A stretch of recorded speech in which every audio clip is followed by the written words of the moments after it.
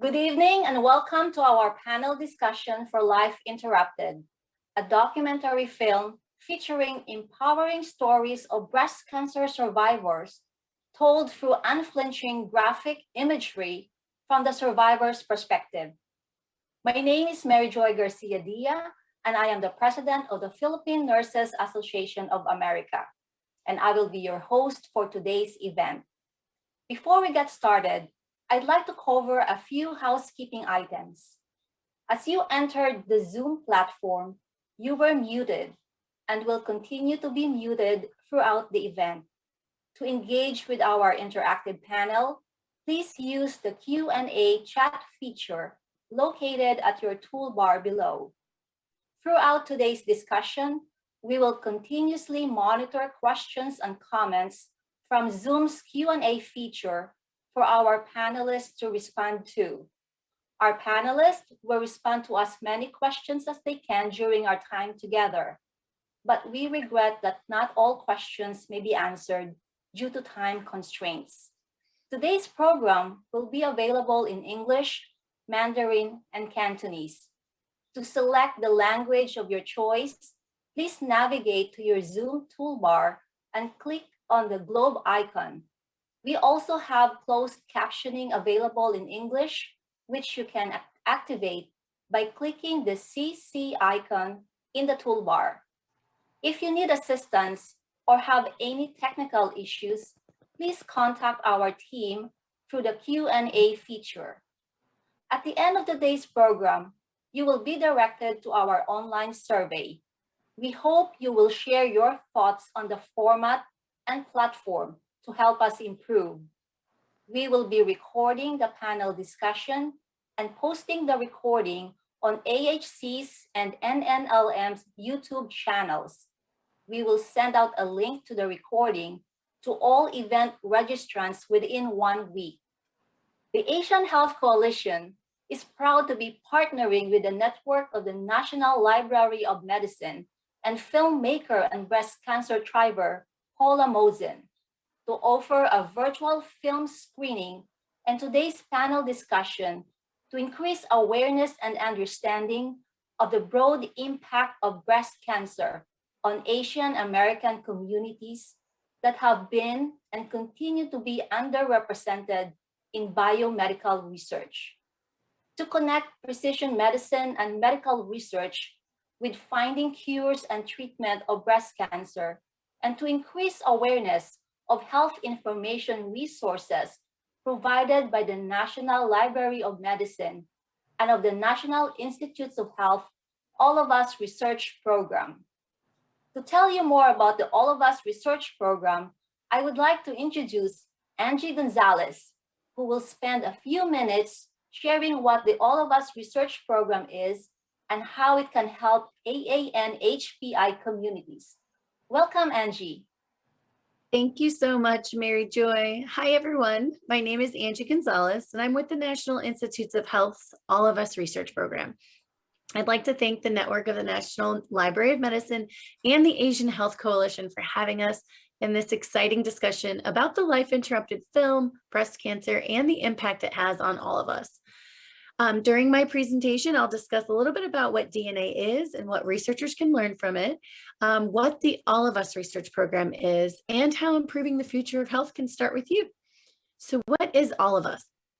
The goal of All of Us is really to provide researchers with information that might help them understand more about why people get sick or stay healthy, and to advance precision medicine research. More on that in just a moment.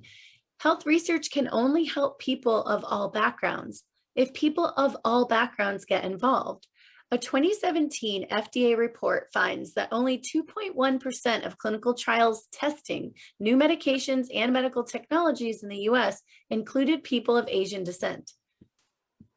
Now, the program really aims to engage a community of participants that reflects the diversity of America, including many people who haven't taken part in medical research before. To date, over 374,000 people have joined, and our goal is to get to 1 million or more. So what is precision medicine? Precision medicine research considers the things that make everyone unique It's also just a fancy way of saying research on healthcare tailored to you as an individual. It focuses on the differences in our environment, like where you live, lifestyle, like what you eat, and biology, your genes and family health history. And by studying these differences, researchers may find patterns, and this may help improve health for everyone. So, what's DNA and what are genes? So, DNA is the material that makes up genes, and genes carry information that determine our traits like hair color, eye color, and risk of developing some diseases. Half of our DNA comes from our biological mother, and the other half comes from our biological father. Your DNA is more than 99% the same as everyone else's DNA. The tiny amount that's different is what makes each of us unique. You may have heard about a breast cancer gene or a baldness gene. These terms aren't quite accurate because there aren't genes for specific diseases. Rather, changes in genes are sometimes linked to certain traits or diseases. Even one small DNA change in a gene can affect the processes in our bodies and can sometimes cause health problems. These changes can happen for a variety of reasons. Some happen by chance, and others are passed down through our families. So what can researchers learn from the information that the All of Us research program is gathering? Well, they'll help identify what makes people more likely to develop a disease, find out how environment, lifestyle, and genes can impact health, identify which treatments work best for different people, create medications to treat or prevent common conditions such as chronic pain or diabetes, and build better tools for detecting health conditions and encouraging healthy habits. Now, I want to quickly chat about something that's important to all of us: data security and privacy. Your privacy and data security are very important to us, and we'll protect your DNA information in the same way we protect other information you share with all of us. Your identifiable information, like your name and address, are stripped away from your samples, and you're assigned a unique code. Survey and all personal information are kept safe on an encrypted server with limited access, and participants have access to study information and personal data. And remember, participation in All of Us is completely voluntary, so you're free to share as much or as little as you feel comfortable with, because all information is valuable. So now you're probably wondering, what's in it for my community? Well, it's simple. You'll contribute to research that may improve the health for generations to come. By participating, you'll get a chance to learn about your own health, including personalized risk factors or exposures. You'll get the ability and choice to access your own data, including increasingly rich health records and ancestry trait information, and an opportunity to ensure that your community is included in the studies that lead to new understandings and new treatments. And this will help address health disparities and benefit future generations. By joining the program, you can leave a legacy for your children, your grandchildren, and future generations by supporting potential breakthroughs in areas such as cancer, diabetes, heart disease, dementia, depression, and chronic pain. Before I finalize my presentation, I just want to invite everyone to please get out their phones and open up your camera or your QR code scanner. The blue QR code will take you right to our website at joinallofus.org/NLM, where you can learn more, subscribe to updates about the program, or enroll if you're ready to join. I'll also type the website in the chat so you can copy and paste the URL into your browser. And if you're currently seeking care at any of our healthcare providers that belong to our network, you can scan the black QR code and go directly to joinallofus.org. I'll also type that link in the chat, so where you can find healthcare provider locations within our network. I'd like to thank you all so much for your time today. We're very happy to be here, and I hope that you enjoyed learning about the All of Us research program. It truly is one of the largest active data collection efforts out there, and it needs you to help find answers to some of our biggest questions. So don't miss out on your chance to help change the future of health for all of us. Thank you. Thank you, Angie. Now we hope you watch this powerful film and are ready to join an engaging discussion with our panel. With great pleasure, please allow me to introduce you to Shobhana Verma, today's moderator. Shobhana, who is the Executive Director of the South Asian American Policy and Research Institute, brings a unique blend of public policy, outreach, advocacy, and public relations experience. She is a certified sexual violence prevention educator and is trained in medical and legal advocacy. Most recently, she has built and also leads one of the first and most effective South Asian voter engagement programs at the Chicago Board of Election Commissioners. Shobhana, thank you so much for joining us. I will now pass it over to you. Thank you, Dr. Mary Joy Garcia-Dia. It is definitely an honor to be a part of this amazing opportunity for so many women like myself and the women that we support through the Asian Health Coalition and its partners like PNAAF and SAPRI. We are daughters, mothers, sisters, wives, and friends, and so many of us do not know about the importance of being involved in biomedical research. And our job, my job, is to provide information for them to learn and advocate for themselves like the courageous women in Life Interrupted. I was in awe of their drive to combat cancer head on and with all their might. In the film, we were introduced to three strong women from the diverse walks of life who advocated for themselves and partnered with their healthcare team during the biggest health challenges of their lives. Life Interrupted tells the story of how personal and varied breast cancer journeys are, and this is true for every health condition. This is why precision medicine is key in the future of healthcare and why all of us is committed to building a database of diverse and individual health information that can hopefully impact future decisions in individual healthcare plans. During today's discussion, you will have an opportunity to hear from the film's director, breast cancer survivors, and medical professionals. You'll also be able to ask questions, share experiences, and learn about how research programs like the All of Us Research Program can accelerate medical breakthroughs for breast cancer for advancing precision medicine.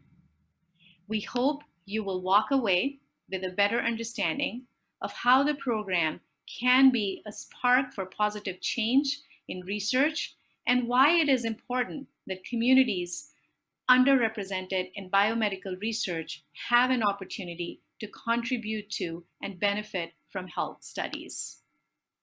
Now, let's meet our amazing panelists. Our first panelist, Chien-Chi Huang, who is the founder of the Asian Breast Cancer Project and the Executive Director for Asian Women for Health. Ms. Huang's personal cancer journey led her to participate in national as well as local efforts on health equity and racial justice. Welcome, Chien-Chi. Would you like to tell us more about your background and the Asian Breast Cancer Project? Sure. Thank you, Shobhana, for having me. So I came to this country 30 years ago as an international student from Taiwan. And I learned to speak English by watching sitcoms. So for me to be able to speak with you as a panelist is a true honor. As you mentioned, I started the Asian Breast Cancer Project because of my personal experience with breast cancer. And the program was started in 2010, and we expanded to become a nonprofit organization called Asian Women for Health. And our goal is to provide culturally and linguistically responsive care and support for Asian women. And I'll speak to that some more later in the program. Thank you, Chien-Chi. Our next panelist is past president for PNAA, Philippine Nurses Association of America, and founding advisor to the FCNAMH, Filipino American Cancer Network of Metro Houston. Ampy de la Paz. Ampy maintains a continuing presence and an active role as a member of the advisory council of both organizations and through her attendance at regional conferences and annual conventions. Today, numerous PNAA state chapters have also established their local Filipino American Cancer Network. Ampy, thank you for joining us. Thank Please you. Thank you, Ampy. Yeah. Would you be able to share with our viewers more about yourself and FCNAMH? Thank you, Shobhana. I'm Ampy de la Paz. I'm a retired professional registered nurse, married to a wonderful husband of 53 years, loving mother of 3 children, proud grandmother of 4. And now in retirement, I'm still busy doing volunteer work. I began my nursing experience of more than 53 years in the Philippines after graduation from the UST College of Nursing, where I finished my bachelor's degree, went on to finish my master's degree in nursing administration at the Texas Women's University Hospital. In the various roles I have held, staff nurse, head nurse, project manager, clinical instructor, nursing directors, until I got to being a chief nursing officer, assistant administration. My years of experience carried me to various cities around the country, Vancouver, Philadelphia, Albert Einstein, Michael Reese in Chicago, Vancouver General Hospital in Vancouver, Canada, and eventually ending up in Houston at the Herman Hospital Memorial Hospital before I got recruited to run 2 management hospitals on the north side of Houston. Family life and job responsibility did not stop me from getting involved with the so many organizations that I've been involved with. Being president of Metro Houston for 4 years, PNAA in the mid-90s, and executive director for 3 consecutive terms. It was during that time when I was CNO, executive director for PNAA, and president of UST, when I was diagnosed with breast cancer. Breast cancer didn't stop me.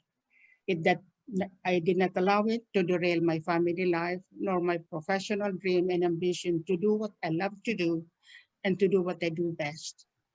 Now in retirement, I continue to enjoy what I love to do, now as volunteer and raising funds for worthy causes.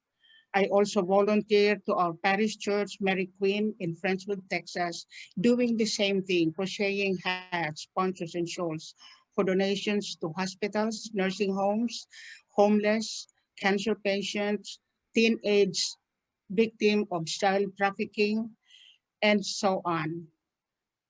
I am now a 19-year cancer survivor. And to me, this is something that I have to do to give back to the community and a way to give thanks for all his blessings and miracles. I have lost a few friends in the course of 19 years to the same dreadful disease. But I asked God, why am I here? So obviously, I now realize he has other plans for me. And for that, I'm so thankful. Thank you, Lord, for sparing me. Thank you, Ampy. Thank you for sharing such a personal story, and thank you for your contribution and service to our community. And last but not least, Paula Mozen, Director of Life Interrupted. She is an award-winning documentary filmmaker, educator, and PBS consultant who is a 2-time breast cancer thriver.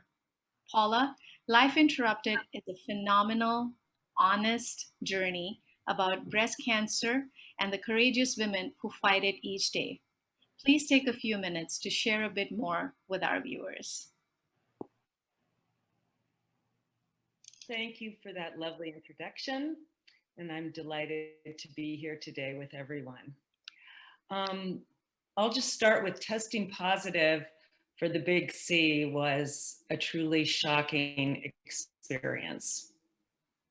When first diagnosed, I wanted to just take care of it and move on. The last thing I wanted to do was to make a film about it, a project that I knew as an independent filmmaker could take 7, 8, 9, 10 years to make. And so I just wanted to look at my situation, figure out what I needed to do, take care of it, and move on. During that process, I realized that I was not alone in this situation, that there are hundreds of thousands of us out here. After a period of time and gaining more perspective, I decided to make the film that I wish I could have seen when I was first diagnosed. I wanted to make a film that would put a face to all the statistics that we hear all the time, to tell meaningful stories in order to empower patients and to inspire change. Today, breast cancer patients are often asked to make their own choices in terms of the treatments that are available, and this can be incredibly overwhelming for us. The moment the diagnosis is received, each person must gather information and make life-altering decisions under extreme emotional duress, and all in a very relatively short period of time. Individual circumstances are unique, but hearing stories from women who have passed this way before us can be invaluable for navigating the treatments and keeping hope alive. I knew this was so for my journey and imagined it would be so for the many other women that would come after me.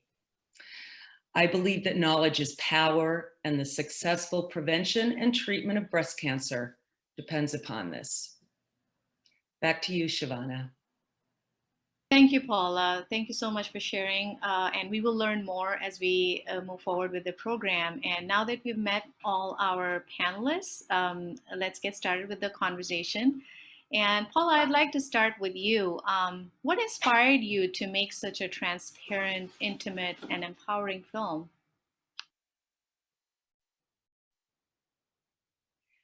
Well, that's a great question. I was a documentary filmmaker for cancer survivor. Actually, as you all know, I'm a two-time survivor, thriver. And so I knew the importance of good storytelling and how that could really change an audience and give them a new perspective on a different aspect of life. I originally did not want to make a film, and I certainly did not want to be in it. But as time went on and my personal situation got more dire and more dramatic, I realized that maybe there was something that I could share with other people. I started with understanding two themes that were kind of diametrically opposed to each other. One was that one size does not fit all. Each person, each tumor, each person's lifestyle and access to healthcare and on is very unique to that person. At the same time, I knew and saw and read about that breast cancer does not discriminate.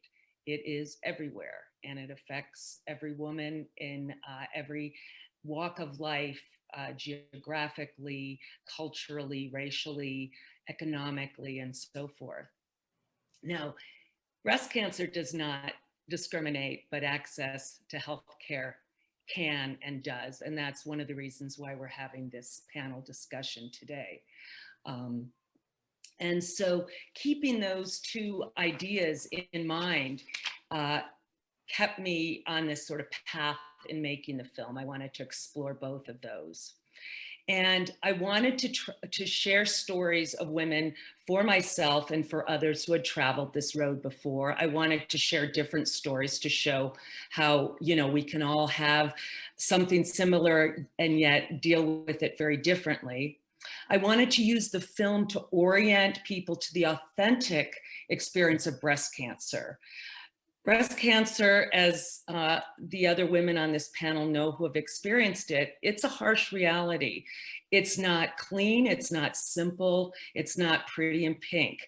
And I wanted to be able to share that with other people so that they could really understand what some of these experiences were like that so many of us go through. I wanted to validate survivors' experiences, to give permission to survivors to share their own authentic experience. So many of us are ashamed, embarrassed, blame ourselves for this, which I believe is totally not the way to travel through and to get the best care. And so I felt by sharing my story and other women's stories, women could see that this is something that they're experiencing. It's not neat and pretty, it's not clean, and that to make sure that they see themselves up on the screen and that they're okay and their experience is just as it is. I wanted to empower patients to be proactive in their treatment decisions, to ask questions, get support, and make the best decisions for your situation. Again, we're all different, but we all deserve to get the best information and to make the best decisions possible for our setup. To help providers to treat the patient, not the disease. And I've been just really gratified when providers have seen this film and said, this reminded them that there are real people with real lives that are coming into their offices, and that this was a good reminder for them. And finally, to give family members, friends, advocate a sense of what living with a breast cancer diagnosis is truly like. And so those are sort of some of my thoughts behind making the film and hoping for it to be transparent and authentic. Thank you, Paula. That's, thank you for sharing. And this film definitely is a great resource for healthcare providers and patients. And I'm sure a lot of us have learned a lot, and we will continue to have more conversations. With that, Chien-Chi, my next question is for you. What inspired you to found Asian Breast Cancer Project? Yeah, so Paula's remark really resonated with my experience. I think that when we're, going through the cancer journey, we long to have this, community that we can feel a sense of belonging, and we look for people who, have the similar life experience. So I was diagnosed with triple negative breast cancer at age 40. And before my diagnosis, I didn't know there are different types of breast cancer. And I did not know why my first mammogram did not detect a tumor. And later I found out because, Asian women tend to have denser breast tissue. So because of the cultural and language barrier, I found that many Asian women were mistreated, misinformed, and so, even I speak English, I still have difficult time navigating the US healthcare system and advocating for myself. And I felt afraid, ashamed, and alone. And I was always the only Asian in the support group or in any, services that they provide for cancer patients. So I also have experienced several drug-induced psychotic epics, psychotic manic episodes during my cancer treatment.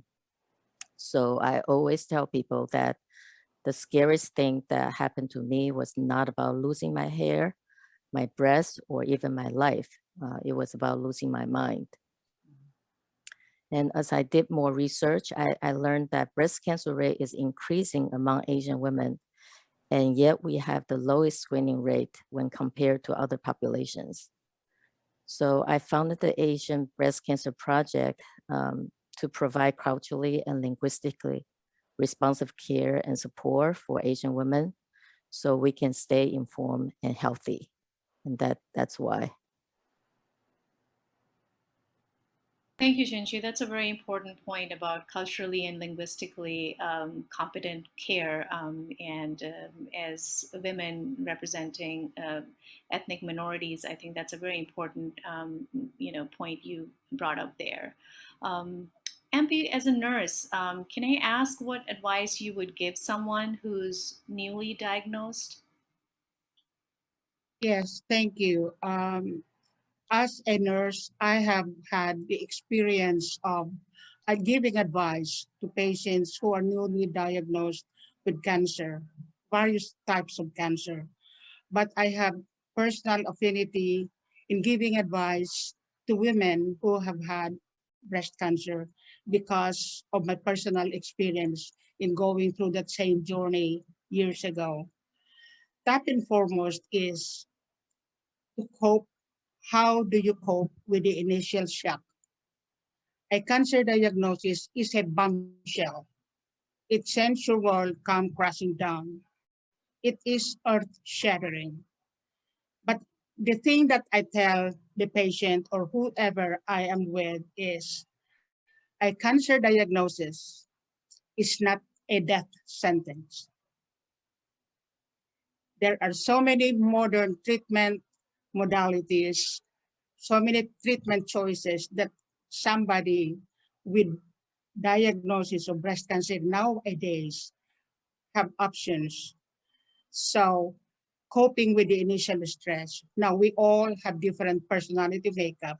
Some of us will sit in the corner and lose it and just cry. And some of us will stay and say, I'm strong, I fight this. So we have to tailor our advice to whoever we are dealing with. If it is somebody who's strong, continue to build that strength and inner courage. If somebody who is so emotional about her diagnosis, try to give inspiration, encouragement, and keep constant support. The initial thing here is you have to tell the patient to have mental presence and emotional stability. Mental presence is needed for you to be able to navigate your battle with cancer. You have to make important decisions. You have to make important choices. And so you have to be there yourself, for your children, and your for family. So you have to be mentally alert and calm. Now it's so easy to say. So easy to say, be serene, be calm. But I think I belong to that personality. Well, I was not that cancer stopped me. I found my breast lump in the middle of the night when I was turning in bed. I did not tell my husband. I went to I went to work, called my PCP. I have a lump in my breast. He called the chief of radiology. Ampy is going there, do x-rays and ultrasound.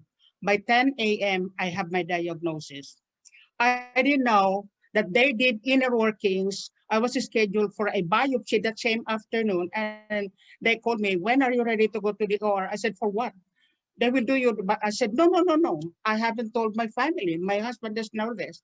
I went home, cooked dinner. We had dinner. And after dinner, I sat down and told my husband, I have something to tell you. Let's sit.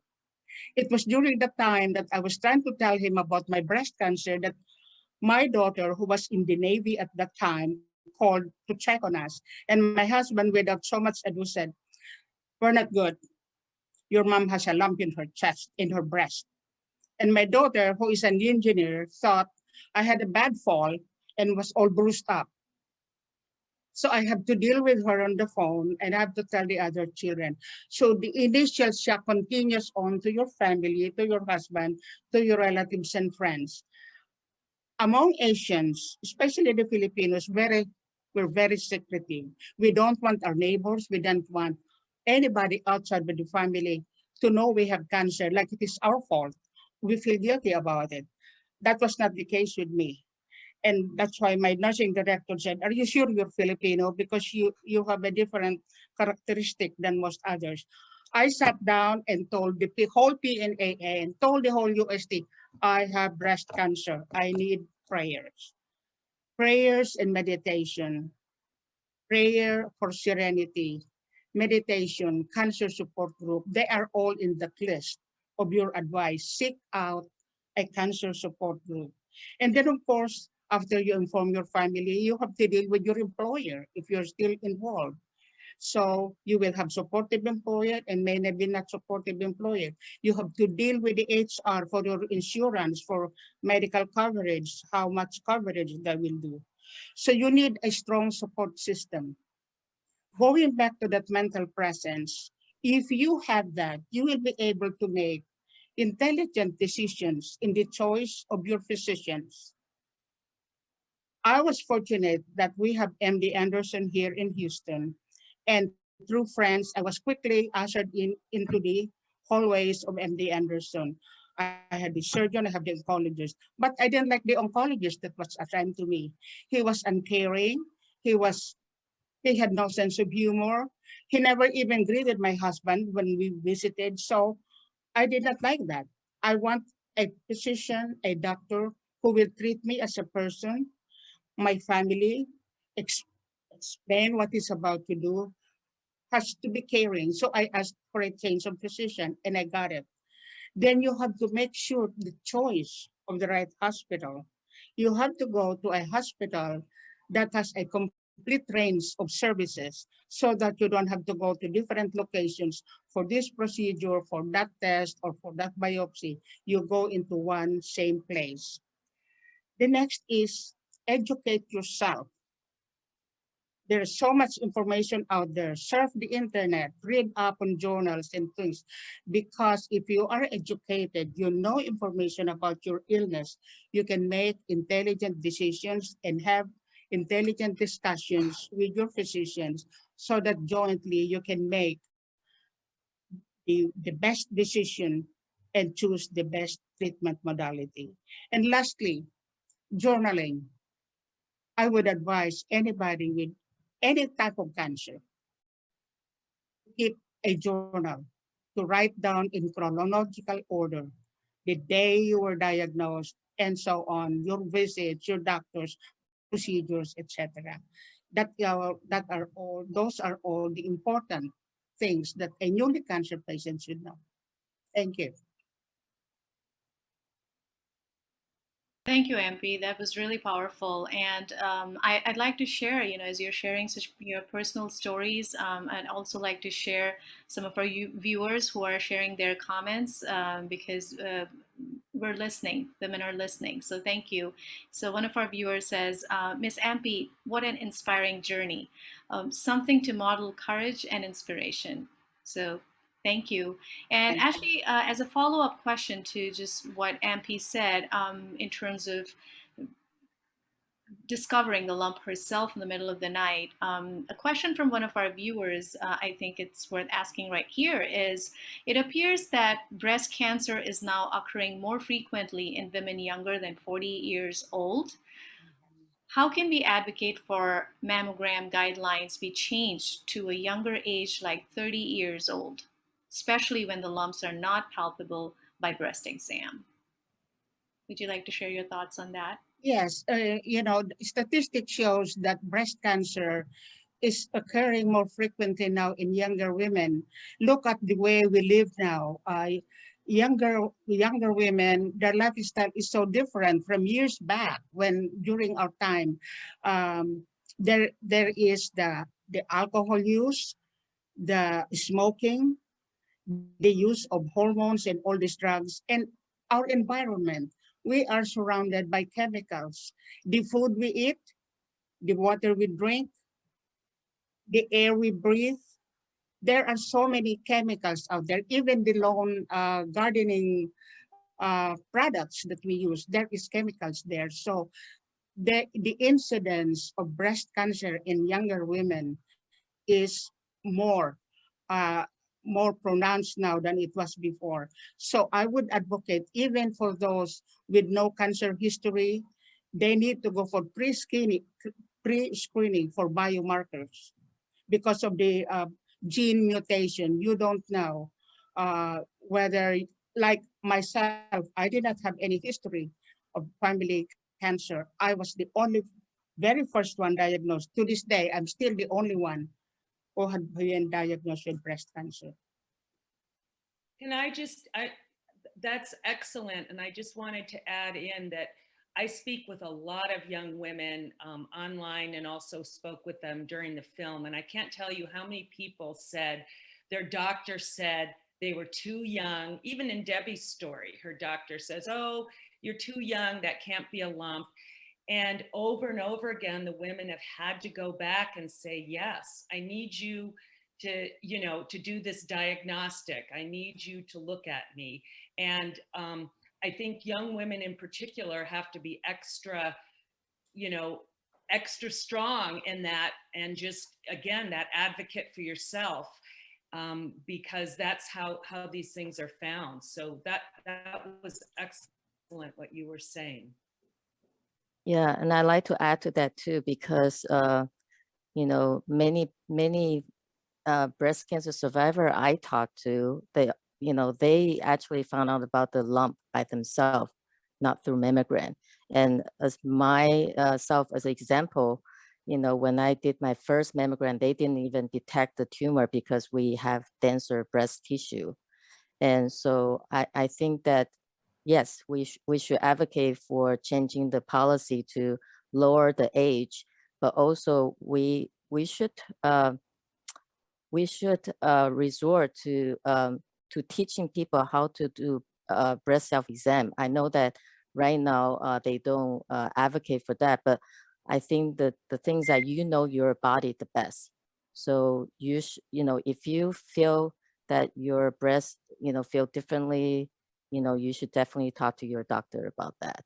And another thing that I wanted to add is that so there's an 89% increase of breast cancer among Asian women in Massachusetts since 1999 to 2013. And as Ampy pointed out, we've seen younger and younger Asian women being diagnosed with this disease.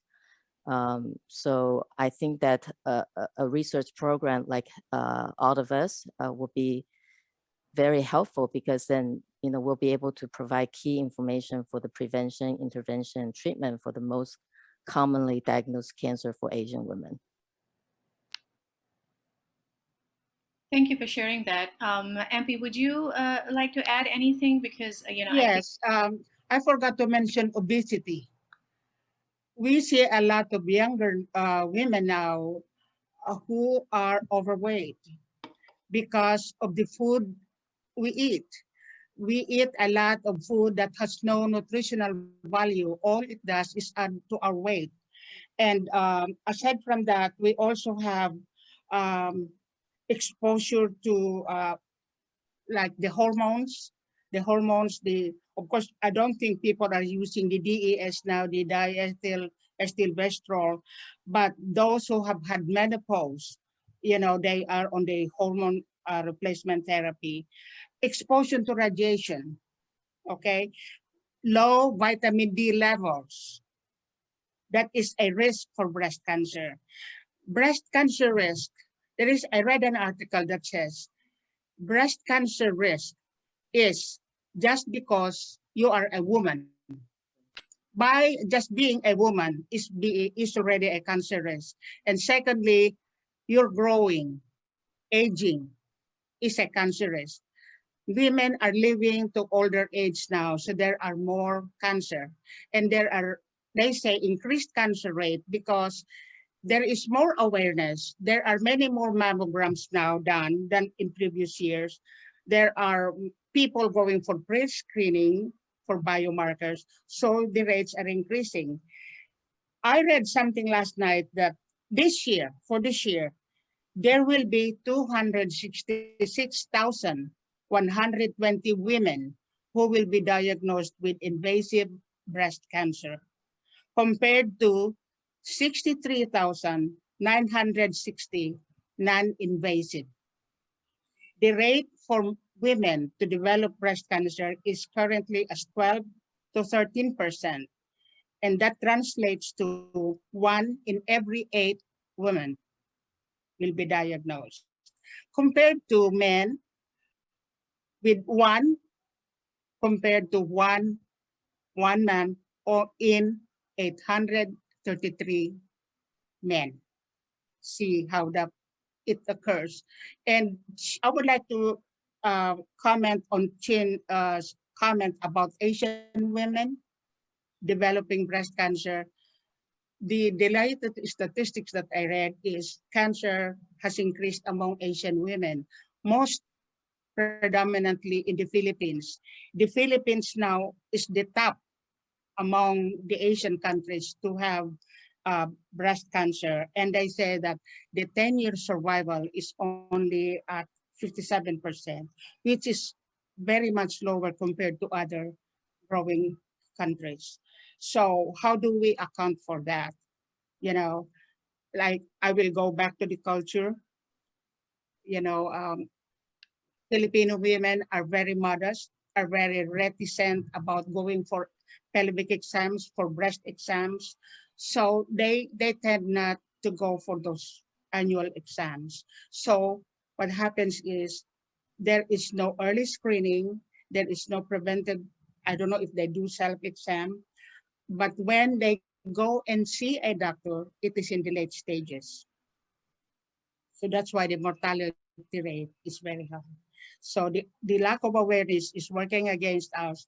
Our cultural customs and habits of being so modest deprives us of uh, medical attention. So that is why the Philippine statistics is that way. Thank So you. Ampy, just as a follow-up to that, now that you brought up, a very good point about cultural barriers and lack of knowledge and, the gaps in our understanding, as we work towards bridging those gaps, my question, I'll take a question from one of our viewers who's asking, if a family member has other types of cancer, such as lung cancer, am I prone to having breast cancer? Anyone, if you can take it, That, feel comfortable. that is a, Open it that up is to a all our very, panelists. I don't know, that is a very difficult question to answer. You may or you may not. You know, there are so many factors to consider as breast cancer risks. The genetics, if you have the genetic factor, your lifestyle and your environment. So only God knows would know if you would develop one. I would not venture to say that. I would not say yes. But given that history, then you may turn around and look at your lifestyles, do a self-introspection. Am I doing the right thing? There is a program that is, if you go Google breast cancer organization, it says, think pink, live green. There are 37 rules to follow for young women and all women for us to reduce our cancer risk. Think pink, live green.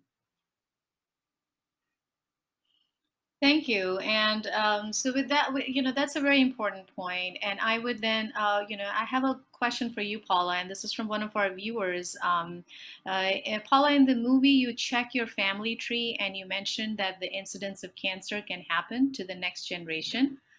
Will you recommend that anyone diagnosed with breast cancer do the same thing? Does research support that idea that cancer runs in the family if anyone has history in the family? Well, that's a great question. And my understanding is that most breast cancers are not genetic. In other words, maybe 10% are. My mother did have breast cancer and actually died of metastatic breast cancer. But interestingly enough, I had invasive lobular and she had ductal. So just on the technology end of things, I think that's interesting. I think what I would suggest somebody do is have a conversation with a genetic counselor. I think that can be incredibly valuable. And that can help lay out your situation. And then they can help you, go over what your risks are. I took a test for the BRCA gene, which is a common gene in Ashkenazi Jews, which happens to be what all my relatives are. And I did not have the BRCA gene.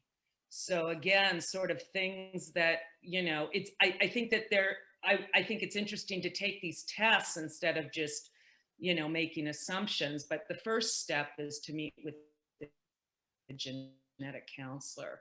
And I don't know if anybody else here, I don't know, Chien-Chi, if you had any experience with a genetic counselor or Ampy. Right. So I actually, they suggested me to have the genetic counseling, but I didn't take that. And I'm not a scientist, so I can't really speak on how genetics play a role in breast cancer in the Asian community. But, you know, my father's sister who migrated from Taiwan to Hawaii, she was diagnosed with breast cancer in her 60s. And her death has definitely raised my awareness, my own risk. And that's why I asked for my first mammogram as soon as I turned 40.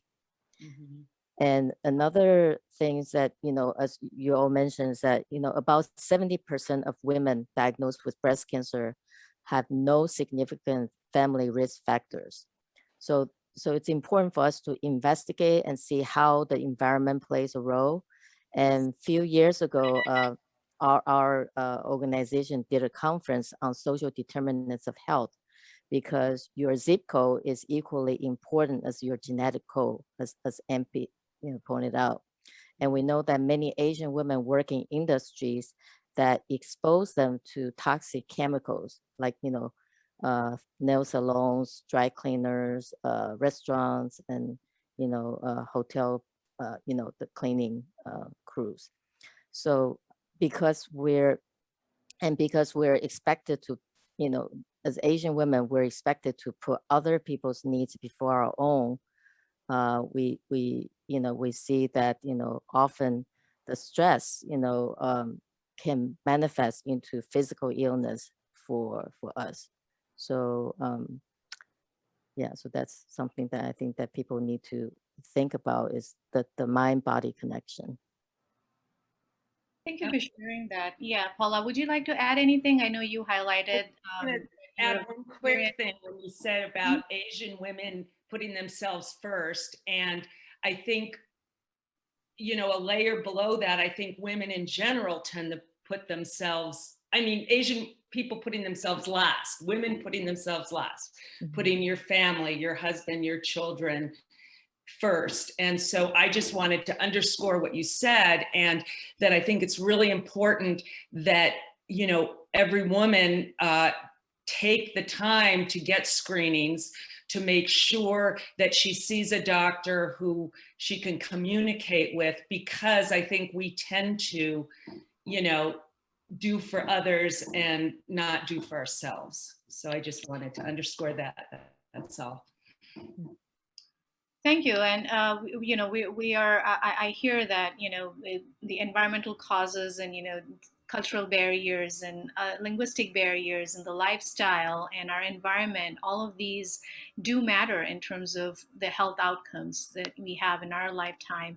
I just wanted to see if anyone would like to add anything in terms of, and actually, Paula, I'll ask you a question. In your, while making the documentary, was it difficult for you to represent the diversity, because we're talking about a diverse range of experiences and the causes and the health outcomes? How challenging was it for you to have the diverse representation that's more representative of the communities we live in? Right. And honestly, I wish I could be way more diverse. You know, it's, as a filmmaker, you're making a film maybe that's an hour long. You can only tell so many stories without getting people confused, or if you want to have some, you know, go a little bit into depth of people's stories. It was important to me from the very beginning to tell diverse stories, because that's what was interesting to me. Again, going back to the one size does not fit all, but it, you know, breast cancer affects everyone. And so just as a filmmaker, knowing about storytelling, I knew that would be an important part of telling it. Honestly, I never wanted to be in the film. I took some, you know, I had access to me. And so as my stuff got bad and more dire, you know, I shot it, but I kind of put it aside because I thought these other women were way more interesting than me. And then one of the things I did end up doing ethically was I didn't feel like I would ask somebody to show something that I wouldn't show myself, you know, so in terms of showing the breasts and the surgeries and all of that. And so that sort of came back into deciding, okay, I'm going to show this footage because I have it and it's something that, you know, I wouldn't want to ask somebody else to do. But getting to know different people, I would say, having, you know, been a 2-time survivor, that gave me an entree into different people's worlds because they trusted me. You know, because I was coming from some similar situations in terms of the disease. So I think I was able to use that to my advantage. Thank you. And I know I want to be respectful of everyone's time. We're 4 minutes left. So I just wanted to take a quick question from one of our audience, which actually we can all relate with. And I have that question as well. So as Asian women, how do you encourage other community members to get screened as screening rates are so low among Asian women? Chien-Chi and then Ampy, if you have any thoughts on that. Sure, that's such a great question. So yeah, so as I mentioned before, you know, Asian women tend to put other people's needs before ourselves. And so we thought of a way to kind of use as a hook and tell Asian women that, you know, doing screening is a form of self-care, because if you're not well, you can't take care of your family. So that's how we convince Asian women to get their, you know, their screening done. And the thing is that, you know, we have a nail salon outreach project where we visit the nail salon technicians and then to, you know, emphasize and tell them the importance of, you know, keeping their appointment. But, you know, they just say that, you know, because of the nature of their job, they can't afford to take time off to get screening done. So that's another issue that maybe we can address through policy, because in Massachusetts, I know that the state employees, they get to have time off to do preventive care like this, but it's not applied to everybody. So yeah, so that's one thing that we can work on as a group. Thank you. Yeah, so just one quick question from another, from our audience here. How can all of us program be used to elevate new screening efforts and treatment efforts for Asian women around precision medicine? How can precision medicine support increased medical advances for Asian women? And I think it's very important because, that's the whole point. We're trying to figure out how we can make sure that medical research is more representative of our communities. So would you like to share any thoughts there? Precision medicine aims to give individualized care to patients. When we lump Asian women, how many Asian countries are there? So that is a conglomerate of different countries, and each country is diverse. Even among Filipinos, there is so much diversity there because of the ethnicity and the age and the gender. Like Paula says, one size does not fit all. So we need to have diverse research programs that will address all these different groups of people and subpopulations, so that we will slowly move towards individualized care. In oncology, they call it unique tumor principle. Not two tumors, no, how do I say? No two tumors are alike. No two individuals are alike, even twins. We have a different personal individual makeup. So it is so important that all of us research program and this precision time research can go forward so that they can find more meaningful and significant findings that will move towards individualized care, especially for cancer patients. Thank you. I wish we could continue this conversation because, obviously this is not enough time and this is a much deeper and broader conversation. I wish we can have more conversations like that. Just, with a quick note, a big thank you from me. And also I would like to share one quick comment before passing it back to Mary Joy is thank you, Ampy de la Paz and Paula Mozen and Chien-Chi for sharing your story. our viewers are really thankful, and they appreciate the courage and teaching us all to be strong in facing life's challenges. So I wanted to quickly share that before passing it over to Mary Joy. Thank you so much to our viewers and our panelists for joining us and spending their valuable hours with us. So thank you. I'll pass it over to Mary Joy now. Thank you, Shobhana. Shobhana, thank you so much for moderating this event. And to our panel speakers, Chien-Chi, Ampy, and Paula, we really appreciate you sharing your journey and joining us today. To all of our audience members, we want to thank you so much for attending our Life Interrupted panel discussion. I know that I learned so much from this program. And this was really made possible in partnership with the National Library of Medicine, the network of the National Library of Medicine, and NIH All of Us Research Program. Before you go, we would appreciate your thoughts on this program. A link to our 2-minute survey will be in the chat. Your responses will help us continually improve our programming. And we hope you enjoy the rest of your evening. And stay safe, everyone.